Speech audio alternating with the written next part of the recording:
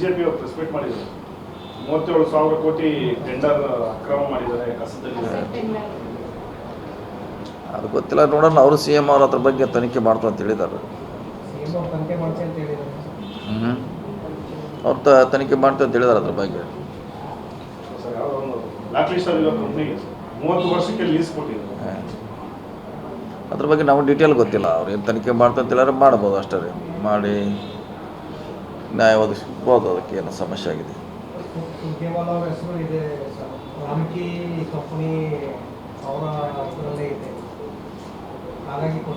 ಇಲ್ಲ, ರಾಮ್ಕಿ ಕಂಪ್ನಿ ಮಾಡೋದು ಹಿಂದೆ 30 ವರ್ಷದಿಂದ ಕರ್ನಾಟಕದಾಗ ಅದೇ ನಂಬರ್ 1ನಲ್ಲಿದೆ. ಯಾವ ಸರ್ಕಾರ ಬಂದರೂ ಅದು ಇದ್ದೇ ಇರ್ತದೆ. ನಮ್ಮದು ಸುರ್ಜೇವಾಲಾಗೆ ಏನು ಸಮುದ್ರ ಅದು ಮುಂಚೆಯಿಂದ ಇದೆ. ಅದು ಕರ್ನಾಟಕದಲ್ಲಿ ಮುಂಚೆಯಿಂದ ಅವ್ರು ಕೆಲಸ ಮಾಡ್ತಾರೆ. ಅವ್ರಿಗೆ ಕೊಡಿಸುವಂಥ ಪ್ರಶ್ನೆ ಉದ್ಭವಿಸೋದಿಲ್ಲ.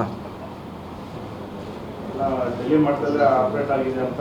ಇಲ್ಲ, ಅಲ್ಲ, ಆ ಕಂಪ್ನಿ ಆಲ್ರೆಡಿ ಆಪ್ರೇಟ್ ಮಾಡಿದ್ರು. ಮುಂಚೆನೂ ಬೇರೆ ಸರ್ಕಾರದಾಗ ಅವ್ರು ಕೆಲಸ ಮಾಡಿದ್ದಾರೆ.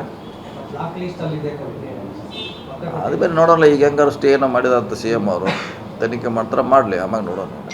ಬಿಜೆಪಿ ಅವರು ಪ್ರೆಸ್ ಮೀಟ್ ಮಾಡಿದ್ದಾರೆ. 37,000 ಕೋಟಿ ಟೆಂಡರ್ ಅಕ್ರಮ ಮಾಡಿದ್ದಾರೆ ಕಸದಲ್ಲಿ. ಅದು ಗೊತ್ತಿಲ್ಲ, ನೋಡೋಣ. ಅವರು ಸಿ ಎಮ್ ಅವ್ರ ಅದ್ರ ಬಗ್ಗೆ ತನಿಖೆ ಮಾಡ್ತಾರೆ ಅಂತ ಹೇಳಿದ್ದಾರೆ. ಅವ್ರು ತನಿಖೆ ಮಾಡ್ತಾರೆ ಅಂತ ಹೇಳಿದ್ದಾರೆ ಅದ್ರ ಬಗ್ಗೆ. ಸರ್, ಯಾವುದೋ ಒಂದು ಬ್ಲಾಕ್ ಲಿಸ್ಟ್ ಆಗಿರೋ ಕಂಪ್ನಿಗೆ 30 ವರ್ಷಕ್ಕೆ ಲೀಸ್ ಕೊಟ್ಟಿದ್ದಾರೆ. ಅದ್ರ ಬಗ್ಗೆ ನಾವು ಡೀಟೇಲ್ ಗೊತ್ತಿಲ್ಲ. ಅವ್ರು ಏನು ತನಿಖೆ ಮಾಡ್ತಾರೆ ಅಂತ ಹೇಳಿದ್ರೆ ಮಾಡ್ಬೋದು ಅಷ್ಟೇ ರೀ. ಮಾಡಿ ನ್ಯಾಯ ಒದಗಿಸ್ಬೋದು. ಅದಕ್ಕೆ ಏನೋ ಸಮಸ್ಯೆ ಆಗಿದೆ.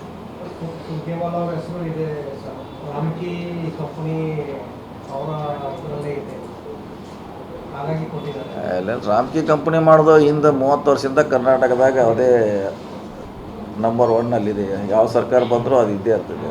ನಮ್ಮದು ಸುರ್ಜೇವಾಲಾಗೆ ಏನು ಸಮುದ್ರ ಅದು ಮುಂಚೆಯಿಂದ ಇದೆ. ಅದು ಕರ್ನಾಟಕದಲ್ಲಿ ಮುಂಚೆಯಿಂದ ಅವ್ರು ಕೆಲಸ ಮಾಡ್ತಾರೆ. ಅವ್ರಿಗೆ ಕೊಡಿಸುವಂಥ ಪ್ರಶ್ನೆ ಉದ್ಭವಿಸೋದಿಲ್ಲ.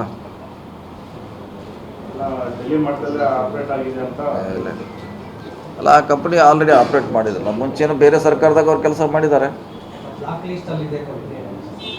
ಅದು ಬೇರೆ ನೋಡೋಲ್ಲ. ಈಗ ಹೆಂಗಾರು ಸ್ಟೇ ಏನೋ ಮಾಡಿದಂಥ ಸಿ ಎಮ್ ಅವರು ತನಿಖೆ ಮಾಡ್ತಾರೆ, ಮಾಡಲಿ, ಆಮ್ಯಾಗ ನೋಡೋಣ.